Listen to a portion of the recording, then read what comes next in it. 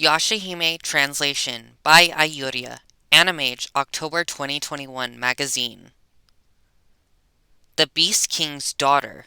Hanyo no Yashahime depicts the battle of three princesses who carry the blood of a demon king in the second chapter, which broadcasts in October. The one who holds the key to the story is another princess who makes a new appearance.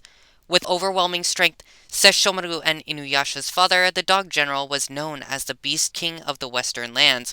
The three girls, Towa, Setsuna, and Moroha, inherited the said Beast King's blood. Despite being inexperienced, Towa and the others have constantly grown in battle. In episode 24 of the first chapter, an evenly matched battle unfolds between Towa and Moroha. Enraged by Setsuna's death and the Beast King of the Eastern Lands, Kirinmaru, who is equal to the dog general, though Kirinmaru was injured, he successfully landed a single stroke. Starting from the second chapter, another daughter of a Beast King appears before Towa and the others. Her name is Rion. Surprisingly, it is said that Kirinmaru also had a daughter. Rion is in existence, who for 600 years has been sealed in Mount Musubi, which is said to be where the dream butterfly is. Exactly who sealed her, and for what purpose? Just like Towa and the others, within her is likely an inherited strength of a Beast King, but her powers are unknown.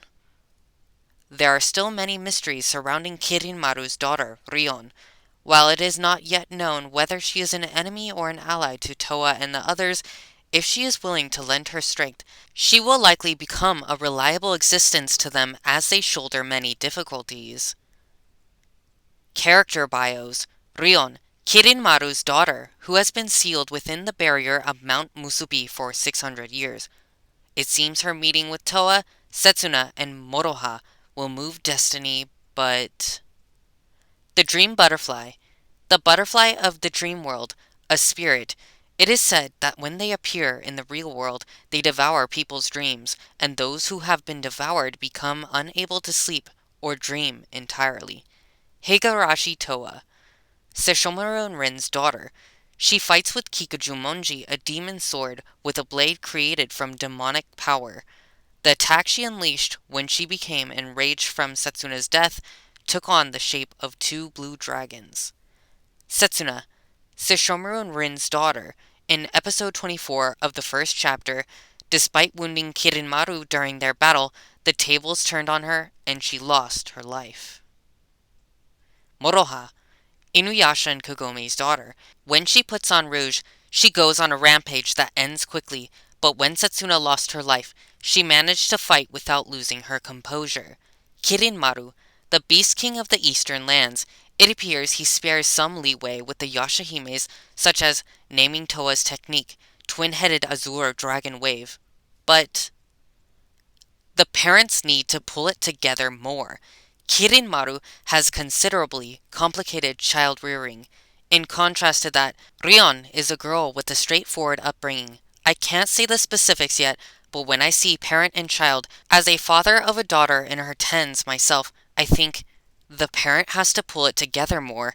And I also get a sense of, I guess even if the parent complicates things, kids will grow up on their own. By the way, Fujita Saki plays the role of Rion. She also took on the role of the mean heroine in my previous work, Fairy Ranmaru, Anata no Kokoro o Tasuke Shimasu. Just when I thought I finally defeated her in Ephron, shortened name of said previous work, I meet her again in Hanyo no Yashahime. I felt a mysterious fate. Laughs. Director Hishida, Masakazu. I felt destiny from the lives of Towa and company. Director Hishida Masakazu.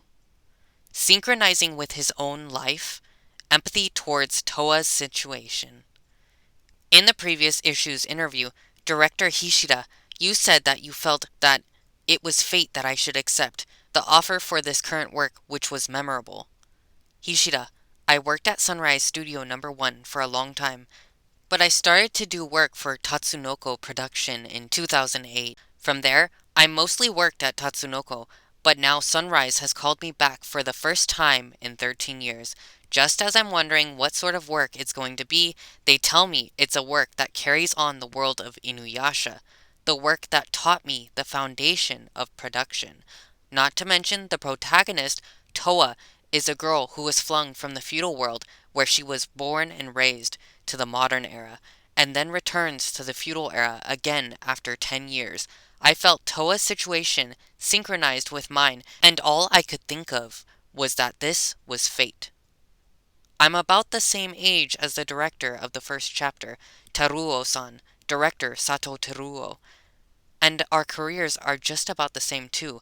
Teruo-san worked at Studio One for the longest time while I, on the other hand, got thrown outside and came back. I thought that aspect felt similar to Towa and Setsuna's life. Laughs. That's why watching Towa and Setsuna's relationship in the first chapter was very tough. Like, they were such close sisters, so why doesn't she remember?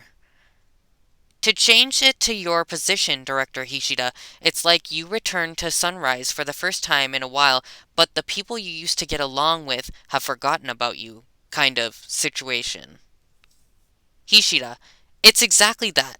The current staff of Sunrise's Studio One don't know me, and they don't thank me. Laughs.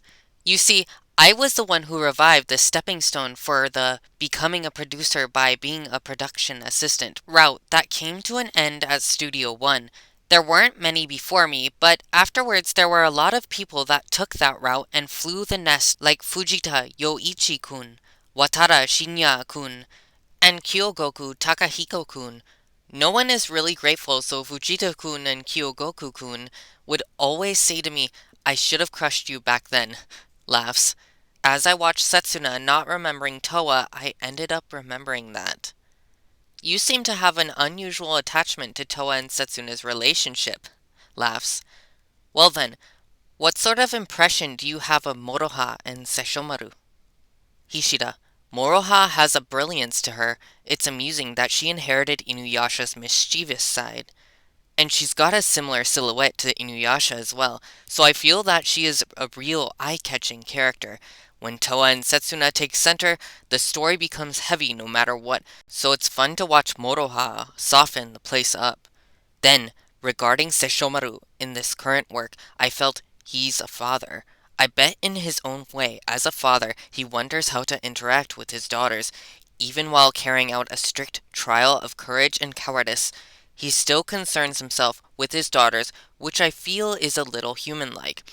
I'm also a father of two girls, so I can relate to him somewhat. In the last scene of the first chapter, he purposefully hands over a broken Tenseiga to Towa, but he wouldn't do that if he didn't care about them. He just gives a pass like, do something about it with this. And I think that is also a form of training, in a sense. Also, drawing-wise, the pattern of Sesshomaru's kimono is still brutal. Laughs. Inuyasha was an analog cell anime back then, so drawing that pattern was even more difficult. At the time, the suggestion, let's omit the pattern on Sesshomaru's kimono, was made, but director Ikeda Masashi opposed it. I didn't understand why director Ikeda was so fixated on that pattern back then, but thinking about it now, I think it was the right call, since it could be said that Sesshomaru's existence is one of two wheels in the work that is Inuyasha. He probably didn't want to make him plain wherever possible. The first attempt at the second chapter storyboard was like a trial of courage and cowardice. Next, please tell us about Kirinmaru's side. In the first chapter, many of their actions were puzzling, so by all means, any hints to their activity in the second chapter. Hishida. At first, I couldn't quite understand Kirinmaru, but once I heard he was a father with a daughter, I understood. While he is a person who's thinking, I want to surpass the Dog General, his feelings of admiration towards that man and wanting to show his strong side to his daughter are feelings that I completely understand now. Kirinmaru has had many mysterious aspects up until this point, but I'd like to depict his emotions in the second chapter. Just like her younger brother, Kirinmaru, Zero has also become obsessed with the Dog General. In any case, she lives on her love. Zero's womanly heart is a little complicated, but I also feel that seeing her persist with her earnest feelings for the Dog General is cool. Also, I think the parts of Riku who's neutral towards Towa and the others that were difficult to see up to this point will become clear in the second chapter. How he feels about Towa will be brought to the forefront. So I told Fukuyama Jun-kun, who plays him, in the second chapter, please go on with the slightly handsome boy feeling route. Laughs. By the way, Fukuyama-kun was the one who played the main character in my director debut work, Onmyo Taisenki. The name of the role character was Riku. The second chapter is a story about the fate that connects people together, and I also felt a mysterious fate from that. What did you think of production for episode 25, episode 1 of the second chapter, which continues from the shocking last scene of Setsuna's death in the first chapter? Hishida, it was such shocking last scene that I was overcome with the feeling of, why are you passing the baton to me at such a difficult spot?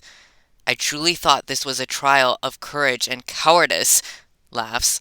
I did the storyboard for episode 25 myself, but coming into the work midway, it took me some time to understand the story, so I really struggled. Until now, the record holder for storyboard that took me the longest was episode 13 of Gundam Reconquista in G with 2 months. However, this time it took me 3 months.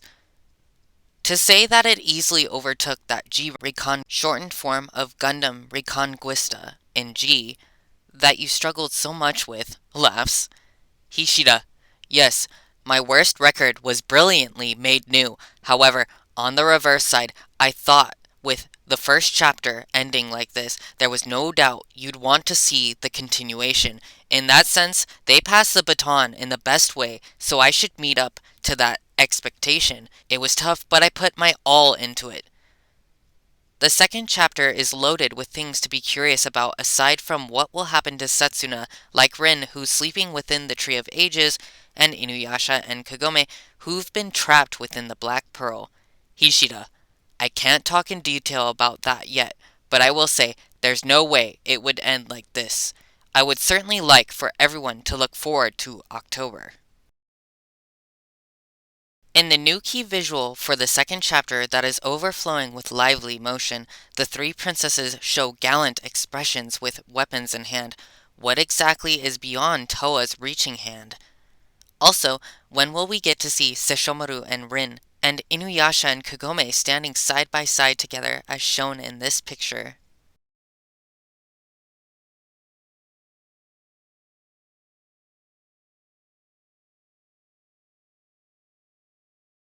Be sure to subscribe and follow me on social media to get the latest announcements and news about Inuyasha and Yashahime. We will definitely be following up on any translations, interviews, episode summaries, and cast lists as the episodes release. Stay tuned!